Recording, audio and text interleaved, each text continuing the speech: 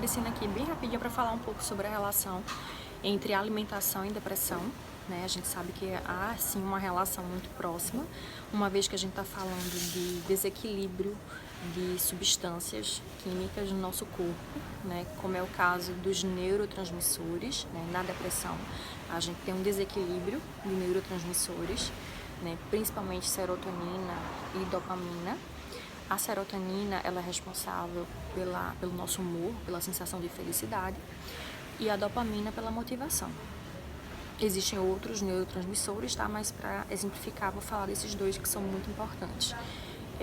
Esses neurotransmissores, eles justamente modulam, né, todas essas respostas no nosso corpo. E para a formação deles, eles precisam de nutrientes. Nesses quadros, vocês podem ver algumas opções, fontes de triptofano, que é o aminoácido precursor da serotonina, e algumas vitaminas do complexo B, que também são importantes para a formação desse neurotransmissor. Observe que são alimentos facilmente encontrados, como ovo, banana, feijão, brócolis, castanhas. E a serotonina, ela é produzida boa parte no intestino. O intestino é o principal foco, tá? No tratamento, né? No tratamento nutricional de ansiedade, de depressão, desculpa. Porque a ansiedade tem muito a ver, né? Eu falei sobre isso em outro vídeo. Então, primeiramente, tratar intestino, reduzir o consumo de substâncias que são ruins para a saúde desse intestino, como industrializados, né, porque são ricos em muitas substâncias químicas, né, muitos aditivos alimentares, né, muitos ricos em açúcares simples. Os açúcares simples, né, excesso de açúcar, eles nutrem as bactérias ruins, né? A gente vai ter aquela colônia ali de bactéria no nosso intestino. Algumas a gente quer, né, e outras não, né? O que acontece é que quando a gente come mal, a gente termina dando oportunidade para aquelas bactérias ruins permanecerem em maioria. Né? Então a gente quer que as bactérias boas permaneçam e elas precisam de muita fibra, tá? Basicamente para poder se multiplicarem e dominarem ali o nosso intestino, né? Então é evitar industrializados, né, que são ricos nessas substâncias ruins, reduzir açúcar, tá? Açúcar refinado. Quando a gente fala dos industrializados, é porque, assim, muita gente não sabe, mas existe muito açúcar oculto, né, com outros nomes ali dentro dos produtos industrializados, né? Então, por isso que é muito importante. Eu sempre ensino as pessoas a lerem a lista de ingredientes. Qualquer coisa que você vai comprar que tem embalagem, vai ter uma listinha de ingredientes. Tem aquela tabela nutricional, né, com aqueles nutrientes, açúcar, gordura, proteína e tal. E tem a listinha de ingredientes, tá? Que vai falar o que tem ali dentro, né?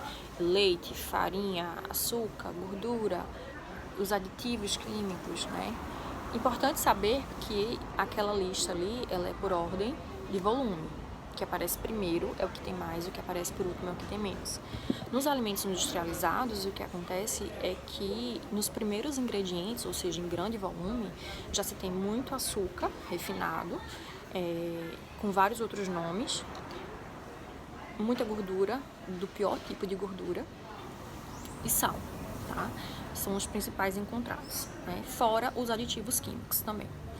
Então, esse é o malefício industrializados, por isso que a gente fala evitar o máximo possível comer comida de verdade, né, que não precise de embalagem, né, tipo a fruta, a verdura, raízes, né, você só vai descascar, né, não vai ter embalagem.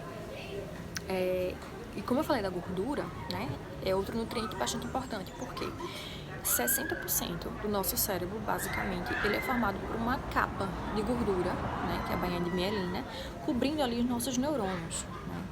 Então, a gente precisa de gorduras boas para modular todas as respostas dos nossos neurônios. Porque se a gente come uma alimentação muito rica em gorduras ruins, o que é que eu falo de gorduras ruins, gente? Muita fritura, gordura animal, tá? Gordura saturada. Então, todas essas gorduras provenientes, basicamente de gordura animal, elas são muito ricas em ômega 6, tá? Lembre-se que o bom é o ômega 3, tá? Mas o que termina acontecendo é que a gente consome muito mais ômega 6, que ele também é importante na nossa dieta, só que O ideal é que ele tivesse uma proporção entre ômega 3 e ômega 6, e geralmente a gente come muito mais do que deveria. O ômega 3, ele tem uma função anti-inflamatória e o ômega 6 inflamatória. Então termina que a gente tem uma alimentação muitas vezes que estimula a inflamação. E essa inflamação muitas vezes começa até no intestino, né?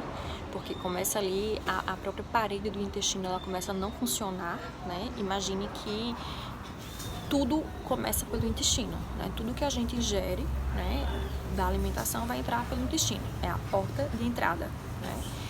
Então, ele também tem que barrar coisas ruins. A partir do momento que aquele intestino não está saudável, né, que a saúde do intestino está comprometida, a mucosa também do intestino fica comprometida e termina deixando passar algumas substâncias que não deveriam passar, que estimulam respostas inflamatórias. Só que são respostas inflamatórias muito leves, que a gente não vai sentir, tô com inflamação no intestino, não é bem assim. São inflamações subclínicas, né, que com o tempo vai se acumulando até aparecer um efeito mais externo, como se fosse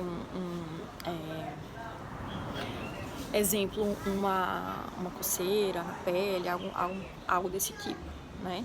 Então, a inflamação subclínica, ela é muito preocupante por conta disso, porque ela termina interferindo na saúde do intestino e na produção de várias substâncias. Por exemplo, ela vai atrapalhar na produção de serotonina. Então, já afeta diretamente a questão de modulação do humor.